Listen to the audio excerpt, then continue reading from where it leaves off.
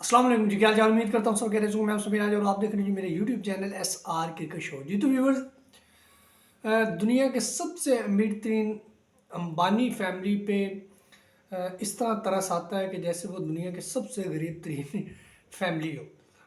क्योंकि ये सिर्फ हार्दिक पांड्या के लिए जो वो ग्राउंड के अंदर जाता है उसके अगेंस्ट नारे नहीं लगते। अगर देखा जाए तो ये अंबानी फैमिली के अगेंस्ट में नारे लगते हैं।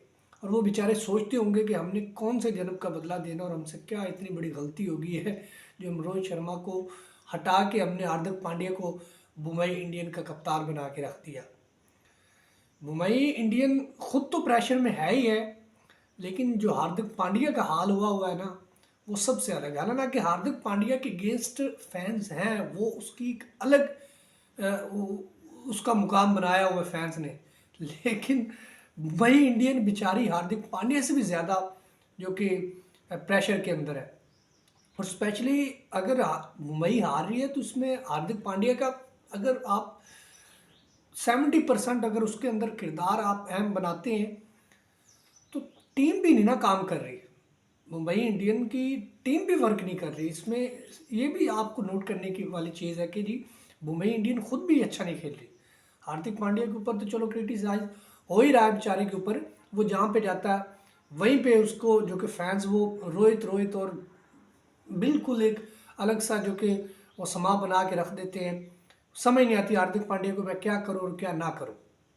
इसके साथ साथ मुंबई इंडियन खुद भी जो कि वो बिल्कुल क्लूलेस परफॉर्मेंस देती हुई नज़र आ रही है। एक और हार का सामना करना पड़ा है जी मुंबई इंडियन को राजस्थान के हाथों। और इस एडिशन की अगर बात की जाए तो सबसे कम स्कोर करने वाली मुंबई इंडियन, और ओवरऑल IPL के एडिशंस की बात की जाए तो सबसे ज़्यादा रन्स खाने वाली मुंबई इंडियन बन चुकी है। तो ये हालात हैं मुंबई इंडियन के। तो मैंने पहले भी बताया था कि जब मुंबई इंडियन को हार्दिक पांड्या छोड़ के गए थे तो मुंबई का कोई नुकसान नहीं हुआ था।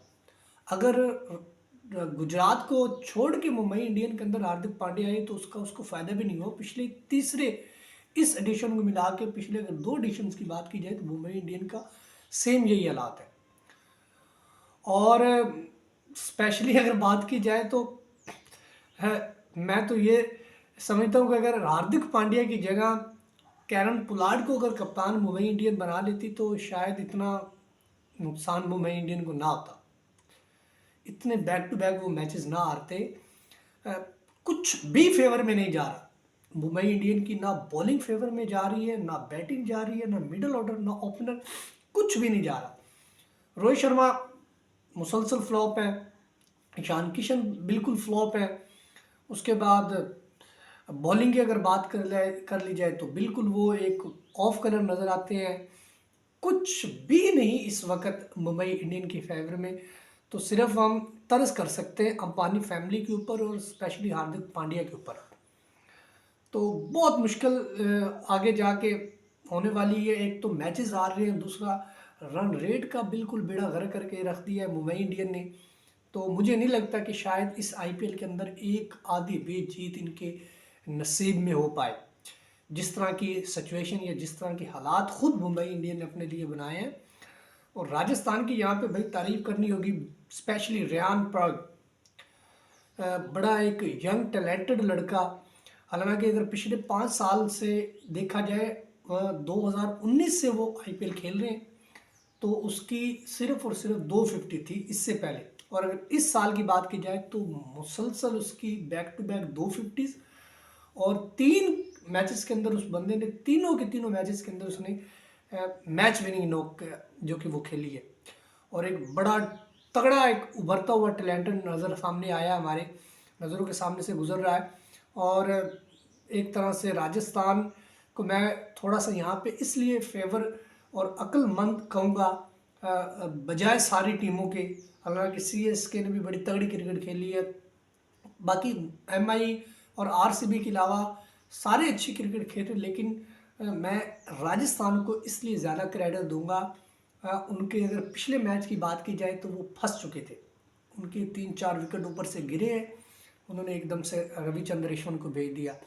और रविचंद्र अश्विन दिल्ली के अगेंस्ट, तो रविचंद्र अश्विन ने मिलकर पराग के साथ अच्छी खासी पार्टनरशिप लगाई और वो 180 के ऊपर रन्स को लेके गए और इजीली वो इस मैच को जीत गए। अगर आज के मैच की बात की जाए तो ऐसा ही हुआ, अंडर 50 रन्स के अगर उनकी 3 विकेटें इंपॉर्टेंट मेन गिरी हैं तो उन्होंने फिर रविचंद्र अश्विन को भेज दिया। रियान पराग के साथ उसने मिलकर फिर अच्छी पार्टनरशिप लगाई और ऑलमोस्ट जब राजस्थान मैच को जीत चुका था उस वक्त रविचंद्र अश्विन की विकेट गिरी और फिर कोटसे के ओवर के अंदर उन्होंने 3 बॉलों के ऊपर 2 छक्के 1 चौका लगा के मैच को बिल्कुल फिनिश करके रख दिया। तो credit goes to Rajasthan and credit goes to Sanju Samson, जिस तरह से वो ऑन फील्ड खुद बड़ी तगड़ी किस्म की कीपरी कर रहे हैं, फील्डिंग कर रहे हैं और कप्तानी कर रहे हैं। तो बड़ा एक लाजवाब किस्म का एक वो पूरे का पूरा जो एक फील्डिंग, बैटिंग और एक जो बॉलिंग, तीनों का जो मिक्सचर संजू सैमसन की कप्तानी में नज़र आ रहा है। तो बड़ी खुशी होती है कि जी एक यंग टैलेंटेड और नेक्स्ट आप इसे कह सकते हैं कि इंडिया का हो सकता है कि अगले 2-4 साल के अंदर इसको टीम का कप्तान बना दिया जाए, अगर इसको बेचारे को मुसलसल मौका दे दें इंडियन टीम अपनी टीम के अंदर जगह अगर इसकी बना दे खेलने के लिए तो हो सकता है। Sanju Samson very talented boy. फिलहाल अब तक इतना, वीडियो चैनल शेयर कर सकते हैं, चैनल को लाजमी सब्सक्राइब कर लीजिएगा, बेल के दबाना ताकि नहीं आने वाले वीडियो नोटिफिकेशन सबसे पहले आपको मिल सकते हैं। तब तक के लिए खुदा हाफिज़।